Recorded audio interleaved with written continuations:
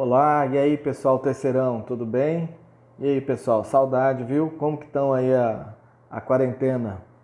Estão respeitando certinho?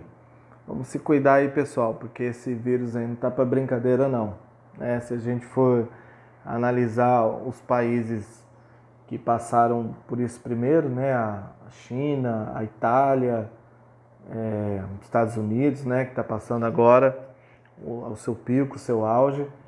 A gente percebe que o que realmente funciona é a quarentena. Então, vamos todo mundo aí ficar atento, não cair nessa ideia de que tá tranquilo e tal, porque não tá não. Vamos todo mundo se cuidar, tá bem?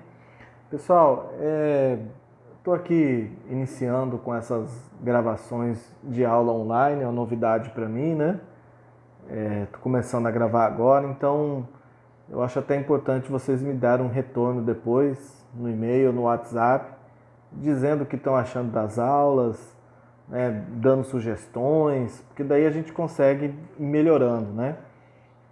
Esse programa que aparece a imagem do slide e a voz, eu achei ele mais adequado, mais fácil de mexer, por isso que eu estou usando essa plataforma. Mas também fico aberto para vocês aí a sugestão, tá bom? Que vocês forem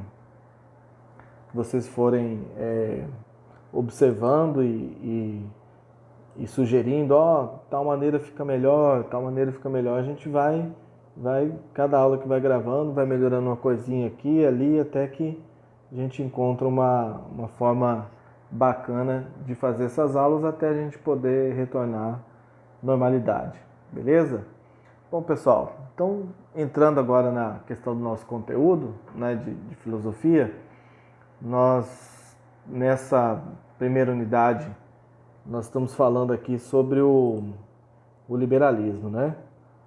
O liberalismo econômico e político, que foi um fenômeno que ocorreu aí no, na sociedade europeia e depois se tornou uma realidade no mundo todo, né? Que trouxe, juntamente com essa ideia liberal, aquela ideia de combate ao absolutismo, às garantias individuais, né? Falando do campo político, da liberdade de pensamento, né? E na esfera econômica, a busca da separação do Estado da esfera econômica, né? Aí nós vimos lá o Adam Smith falando da questão da economia, da mão invisível, né? Quem aí lembra do conceito da mão invisível? John Locke falando da questão das garantias individuais, da propriedade privada, né? Depois nós vimos o Benjamin Constant, que a preocupação dele era fazer uma comparação entre a subjetividade do indivíduo que vivia aquela democracia antiga ateniense, né, ou vivia em Roma, com a subjetividade desse indivíduo moderno agora, né, pós-liberalismo, pós-capitalismo, pós-absolutismo. Então ele vai traçar essa diferença do que era o anseio naquela época e o que é o anseio hoje de liberdade, de política e tudo mais, né? Esses eram pensadores liberais clássicos, né? Foram os primeiros que começaram a pensar na ideia de uma liberdade total, né? Procurar entender o Estado como se interferisse o mínimo possível na vida das pessoas e deixar com que a economia e as próprias relações de trabalho fosse se regulando, né? Isso aí nós vimos na aula 1, 2 e 3. Então nessa aula 4, nós vamos estudar um pensador que o nome dele era Stuart Mill. Stuart Mill, ele se declarava um liberal, né? Ele defendia as ideias das garantias individuais, defendia a ideia da liberdade, do fim do absolutismo. Ele defendia todas essas garantias de liberdade de pensamento, de culto religioso, assim como John Locke, Adam Smith e os demais. No entanto, Stuart Mill ele vai se diferenciar de todos os pensadores do liberalismo até aqui, né? Stuart Mill ele vai propor uma nova forma de se pensar esse liberalismo, né? Stuart Mill, esse bonitão que nós estamos vendo na imagem aqui, ele é um inglês, e ele vai propor,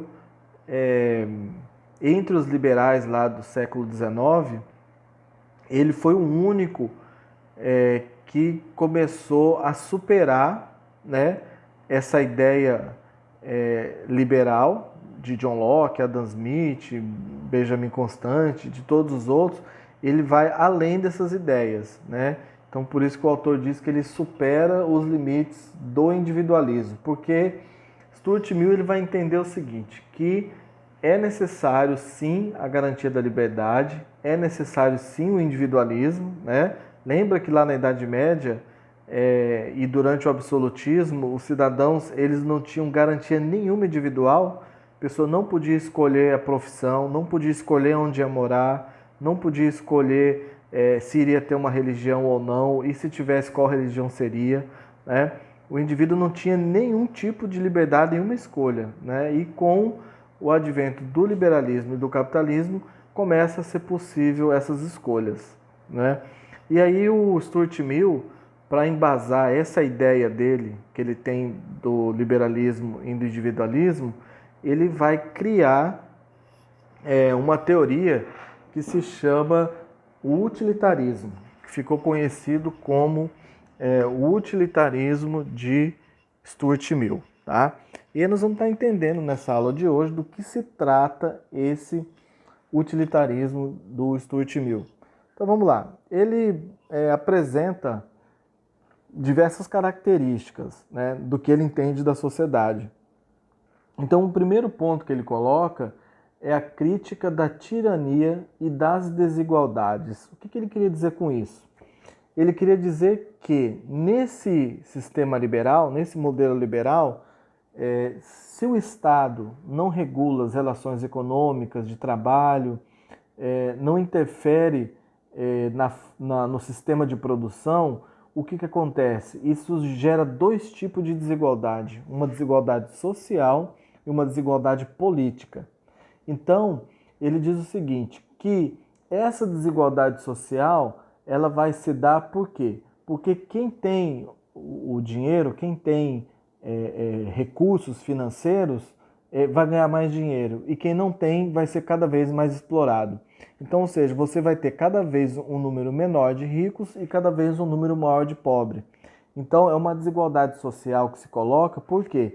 Uma vez que não há lei trabalhista, não há um salário estabelecido, não há uma jornada de trabalho estabelecida, não há garantias trabalhistas estabelecidas, então aquele que é o dono do dinheiro, aquele que tem a riqueza, ele vai explorar essa mão de obra da forma como ele bem entender. E como não tem lei, então o Estado não se coloca nessa situação, essas pessoas que dependem da mão de obra para viver, que não tem recursos acumulados, não tem dinheiro, ela depende exclusivamente da mão de obra para sobreviver, essa pessoa vai viver de forma cada vez mais degradante. E que isso gera uma desigualdade social brutal na Europa, levando à pobreza, à fome, miséria, a peste, doenças e tudo mais. Então ele vai frisar dentro desse utilitarismo essa primeira questão que é a desigualdade social e um segundo ponto que é a desigualdade política. Por quê? Porque as pessoas, para participarem da política, para serem eleitos, exercerem cargos públicos, não só como a gente tem de hoje, vereador, prefeito, deputado, tudo mais, não, para exercer cargos como, por exemplo, juiz, delegado, policial, ou seja, todos esses cargos, eles foram, eles na época, eles não eram feitos como é hoje, através de concursos, de provas, não, era tudo indicação. Você indica um delegado, indica um policial, indica um comandante, indica um coronel, um governador e por aí vai. Então, essa desigualdade política, ela vai se tornando muito grande, porque as pessoas que são pobres, não têm acesso à escolarização, não têm acesso à educação, elas vão ficando cada vez mais à margem da sociedade, tá? E um outro ponto também que Stuart Mill aponta, que os outros liberais não apontaram, é a questão do sufrágio universal. E ele era contrário ao voto censitário. O que é esse sufrágio universal? Veja bem, quem é que poderia votar naquela época? Quem tinha propriedade privada, se fosse homem, se tivesse, se fosse alfabetizado. Então, ou seja, era uma pequena parcela da população que podia votar, né? O pobre não votava, analfabeto não votava, quem não tivesse propriedade privada não votava, quem não tivesse meios de produção que pertencesse à pessoa não podia votar, né? E um outro ponto, Stuart Mill é o primeiro desses filósofos liberais a colocar a questão da mulher na sociedade. Stuart Mill era um defensor que, assim como todos os homens têm seus direitos, as mulheres deveriam ter os mesmos direitos dos homens. Isso era uma coisa assim, era um escândalo, era um absurdo se pensar isso no século XIX, né? As mulheres, elas tinham um papel secundário, não podiam estudar, elas não podiam participar da política, o trabalho que sobrava para elas era os trabalhos mais pesados, e elas ganhavam muito menos do que um homem, né? Então, Stuart Mill era contrário a isso. E ele também era um grande apoiador do cooperativismo, que o cooperativismo ele vai surgir lá no século XIX, né? Então, o que era o cooperativismo? Você pegava vários trabalhadores, esses trabalhadores, cada um dava uma porcentagem do seu dinheiro, uma parcela pequena do que ganhava. Com esse dinheiro, eles juntavam um dinheiro maior e abriam, por exemplo, um armazém.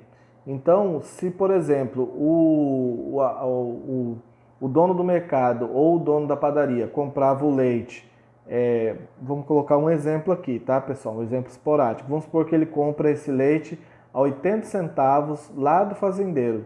Ele vende no mercado dele a R$3. Então, ele vai ganhar aí R$2,20 por litro de leite. Então, e o que era o cooperativismo? O cooperativismo era... vão montar um comércio somente para trabalhadores, somente os cooperados vão poder comprar lá, então eles vão chegar nesse fazendeiro e vão falar, você vende a quanto litro? 80 centavos, então nós vamos comprar de você. Só que ao invés de vender a R$3 lá na cooperativa, eles vendiam a R$1,50, metade do preço. Eles tinham o dobro do lucro de ganho, quase, né, que daria R$1,60, mas eles teriam o dobro de lucro e ainda iriam pagar metade. Então, ou seja, o salário deles ia render mais e eles ainda iam ganhar dinheiro. Então essas cooperativas começaram a se espalhar por toda a Europa. E elas eram muito perseguidas e muito mal vistas pelas pessoas que tinham dinheiro. Porque os trabalhadores simplesmente deixavam de comprar na mão deles, iam comprar na cooperativa. É mais barato e o dinheiro ainda, o lucro é deles, né? E o Stuart Mill, ele era um grande defensor dessa ideia do cooperativismo. E o Stuart Mill, ele vai ter como referencial alguns socialistas ingleses, né? Esses socialistas ingleses foram os que fomentaram a ideia do cooperativismo e fomentaram a ideia do socialismo, nessa época que nem existia Karl Marx ainda. Karl Marx veio bem depois dessa época que nós estamos falando. Tá? Então, esse socialista era o George Owen, Fourier, o Blanc, Saint-Simon. Então, esses socialistas, eles tinham uma crítica ao liberalismo. Então aqui a gente já começa a perceber que nós temos dois grupos ideológicos diferentes, tanto na questão econômica quanto na questão também política, né? Enquanto você vão ter de um lado os liberais defendendo a separação da economia do Estado, defendendo que o Estado não deve colocar leis trabalhistas, que os pobres, os analfabetos, as mulheres não devem participar da política. Do outro lado, você vai ter os socialistas com a ideia exatamente o contrário, que o Estado deve regular as relações, que o Estado deve criar leis trabalhistas, que todas as pessoas devem ter direito ao voto. E o Stuart Mill, ele vai dialogar com os dois lados. Ele se coloca como liberal, mas ao mesmo tempo ele também estabelece um diálogo com os socialistas, né? E esses socialistas eles se opunham ao liberalismo e reivindicavam direitos sociais, né? Direito à moradia, direito à educação, direito ao trabalho, direito aos direitos trabalhistas que na época não existiam, né? Como, por exemplo, salário, jornada de trabalho por dia, por semana definida. Hoje, por exemplo, a jornada de trabalho no Brasil é de no máximo 8 horas por dia e 40 horas por semana, 44, porque são 4 horas do sábado, né? Nada disso existia. Direito a férias, a um fundo de garantia, caso o trabalhador seja mandado embora, ele recebe um seguro-desemprego até ele conseguir um novo emprego. Então nada disso existia antes, né? Usar equipamentos de segurança. Naquela época era muito comum as pessoas perderem braço, perna, pé, perder a cabeça, morrer dentro das máquinas. E aí quando isso acontecia, o empresário ele simplesmente tirava esse trabalhador sem braço, sem perna, sem mão e colocava um outro no lugar e pronto. E muitas vezes esse que se acidentou nem recebia pelo dia trabalhado, porque como ele se acidentou, então ele não trabalhou o dia inteiro, né? Então os socialistas eles vão na contramão dessa ideia, tá? Mas Stuart Mill ele se manteve fiel a essas ideias das liberdades individuais, ao princípio liberal da liberdade negativa, né? Quem lembra aí o que era a liberdade negativa? Tá? Pois vocês colocam aí no e-mail, colocam nos comentários aí para ver quem está lembrando dos conteúdos, tá bom? Vou colocar lá no YouTube também, quem quiser comentar embaixo pode comentar, eu vou passar o link para vocês, tá bom? Então vamos lá, então o Stuart Mill ele é um meio termo, tá? Entre o liberalismo, que era um pensamento consolidado, hegemônico desse período, e ao mesmo tempo ele também dialogava com o socialismo, que era um grupo de pessoas que buscavam um crescimento maior do Estado, uma intervenção maior do Estado, conquista de direitos e por aí vai. Tá? Então é aqui que surge, é aqui que nasce essa ideia de liberalismo de um lado, capitalismo de outro, e do outro lado socialismo, direitos trabalhistas e uma participação maior do Estado na vida das pessoas. Tá? Inclusive, pessoal, uma curiosidade aqui, quem aí sabe por que se chama esquerda e direita? Fala, fulano é de esquerda, fulano é de direita, alguém sabe? Bom, eu vou comentar aqui, tá? Felizmente a gente não está junto para responder, mas quando houve a Revolução Francesa, tudo era definido através de assembleia, né? Porque antes da Revolução era o poder absoluto do rei, né? Era o rei que ditava todas as leis, todas as resoluções econômicas, militares, políticas, tudo era feito pelo rei. Na Revolução, fizeram a Revolução, decapitaram o rei e falaram, não, agora não. Agora tudo vai ser definido em assembleia. Então a assembleia ela era definida em 2 pavilhões, né? Você tinha um salão grandão, um corredor no meio, e do lado esquerdo você tinha os bancos e do lado direito os outros bancos. Do lado esquerdo, quem sentava eram os trabalhadores, eram as pessoas sem posse, sem dinheiro, né, mais mal vestida. E do lado direito, quem sentavam eram os ricos, os donos dos meios de produção, do comércio. Então, por isso, quem senta à esquerda, né, era considerado socialista, que buscava direitos trabalhistas, trabalhadores. E quem sentava à direita era considerado empresários, gente rica e tudo mais. Por isso que ficou esquerda e direita até hoje. Tá? Stuart Mill vai fazer uma análise tanto do liberalismo quanto do socialismo e vai fazer a crítica a um lado ou ao outro. Né? Aí, falando agora um pouco da teoria dele, o utilitarismo, ele defendeu o fundamento, a ideia dele, a base do fundamento dele, ele chamava de moral utilitarista. E do que se trata essa moral utilitarista? Ele dizia que o ser humano ele tem como natural a busca pela felicidade. Todos vão estar em busca da felicidade. E que essa felicidade ela está ligada à realização de formas elevadas de prazer. Mas veja bem, quando ele fala formas elevadas de prazer, ele não está falando desse prazer imanente à vida animal, né? que é atender aos instintos do corpo, às necessidades fisiológicas, né, de comer, de dormir, de beber água ou sei lá, qualquer outra coisa. Não é esse prazer que ele está falando. Tá?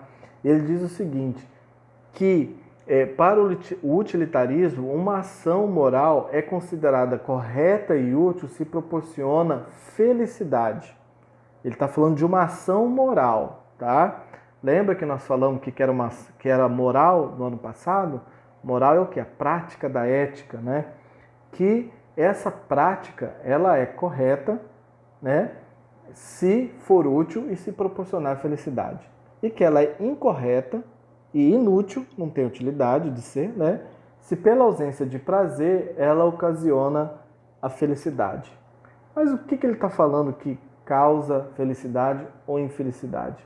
Então ele dizia o seguinte, que considerando que a felicidade individual ela está relacionada à sociabilidade, a justiça, enquanto criação e proteção de direitos, ela configura-se para Mill como uma das mais importantes virtudes. Então veja bem, para a gente entender. Então, de acordo com o utilitarismo de Stuart Mill, uma ação ela é considerada correta e útil se proporciona felicidade.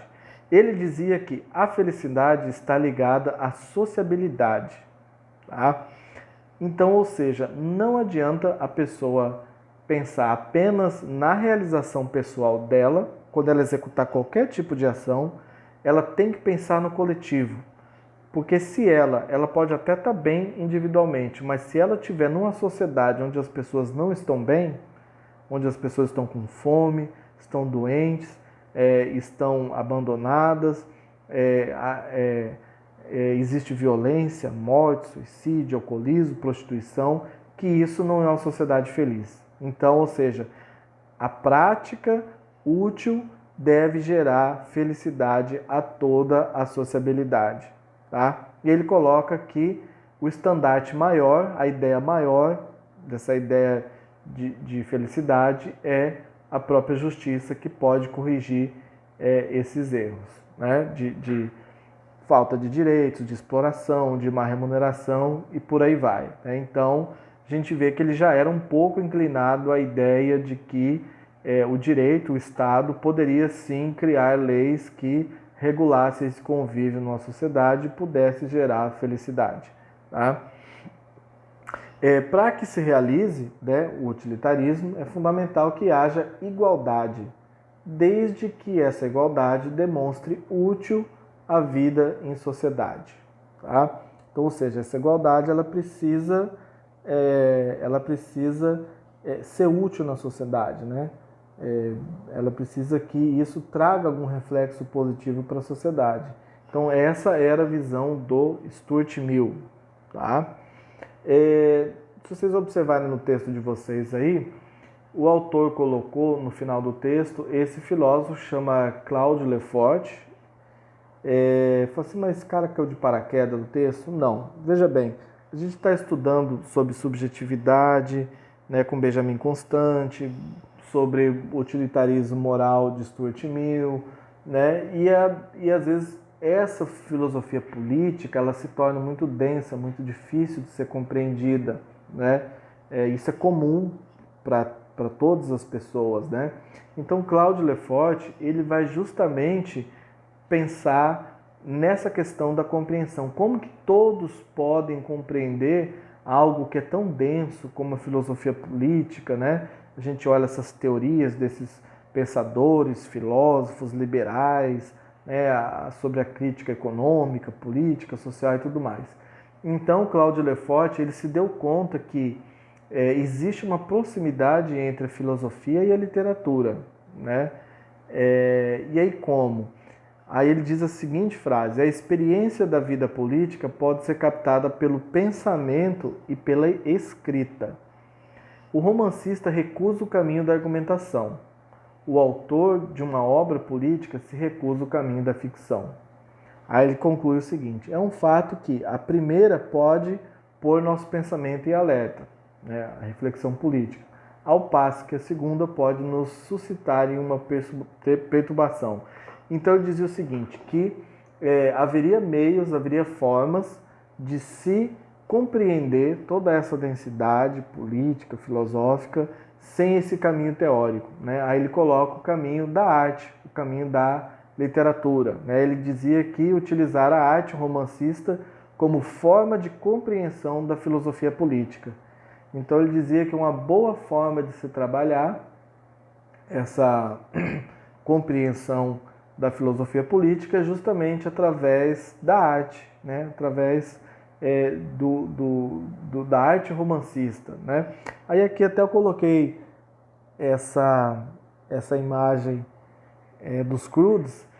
Lembra que nós assistimos esse filme dos Croods lá no primeiro ano, que Platão, quando ele coloca sobre a forma com que a pessoa vai de encontro com a verdade, ele coloca que é um caminho doloroso, que é difícil, né, e que através da teoria era muito difícil explicar isso. O que ele fez? Ele criou uma alegoria, que é a caverna de Platão.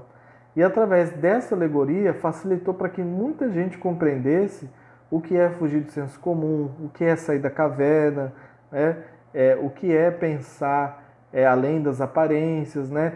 Então, Claude Lefort, ele segue por esse mesmo caminho de Platão, né? E aí por isso eu coloquei os Croods aqui para a gente analisar. Claude Lefort dizia que quando a gente lê um texto, a gente às vezes lê várias vezes e tem coisas que passam desapercebido. Se lê 4, 5 vezes o mesmo texto, você vai ver que tinha coisa lá atrás que você leu e nem se deu conta, nem percebeu, né? E aí ele, Claude Lefort, ele vai usar como exemplo o ensaio sobre a cegueira, né? Quem já ouviu falar da obra aí de José Saramago, onde ele coloca que as pessoas estão cegas, né, e que elas não podem enxergar, e que essa cegueira faz com que as pessoas começam a buscar outras formas de se organizar e de se viver, que não seja somente através da visão óptica, né, que, claro, é uma crítica social que ele faz, né, quando ele fala da cegueira das pessoas, daquilo que as pessoas não querem enxergar, né, e Claude Lefort usa isso. E tem inclusive esse filme que se chama Ensaio sobre a Cegueira. Existe um livro que é do José Saramago, né? Jorge Saramago, que fala sobre o ensaio sobre a cegueira, e tem um filme também. Então quem puder assista. Eu acho que eu não vou ter condição de passar esse filme para vocês, porque a gente já, devido a essa reorganização do calendário, a gente teve que reorganizar nossas aulas e a gente já estava com alguns filmes programados também, né? Inclusive eu até mandei nessa aula de sociologia sobre o conteúdo de mídia. Vamos ver se a gente acha um tempo para assistir Ensaio sobre a Cegueira, mas quem puder assista também, que vai compreender melhor o que José Saramago queria dizer sobre Ensaio sobre a Cegueira, tá? Vou até pesquisar aqui que eu fiquei na dúvida agora se é José Saramago mesmo. Escrevi errado aqui no slide, coloquei Jorge Saramago e é José Saramago. Tá bom, pessoal? Então, segue aqui a nossa aula, tá? Nossa aula 4. Então, façam as atividades dessa aula, tá? As dúvidas, vocês podem entrar em contato por e-mail, podem entrar em contato por WhatsApp. Façam comentários aí sobre a aula, o que estão achando, se ela está boa, se não está, o que precisa melhorar, para a gente ir aprimorando nossa aula, tá bom, pessoal? Qualquer coisa eu estou à disposição aqui, saudade de todos, um abração aí, se cuidem, não saiam na rua, não saiam de nada, a não ser que seja algo extremamente necessário, tá? Vamos ficar em casa, vamos manter essa quarentena, vamos estudar, vamos continuar produzindo. Tá bom, pessoal? Um abração, até mais.